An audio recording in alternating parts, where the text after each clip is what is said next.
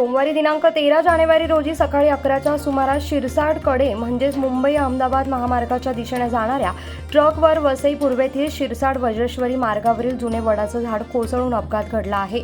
यामध्ये ट्रकचं मोठं नुकसान झालं असून सुदैवाने यात कोणत्याही प्रकारची जीवितहानी झाली नाहीये।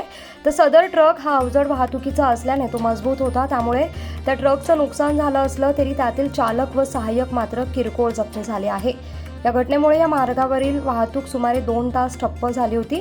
अर्नाळा नाशिक राज्यमार्गावरील शिरसाड ते अंबाडी फाटा या दरम्यान एकाच रस्त्यावरून दुहेरी वाहतूक चालणाऱ्या या मार्गावर विविध विकास कामांसाठी सुरू असलेल्या खोदकामामुळे हा अपघात घडला असल्याचं नागरिकांचं म्हणणं आहे।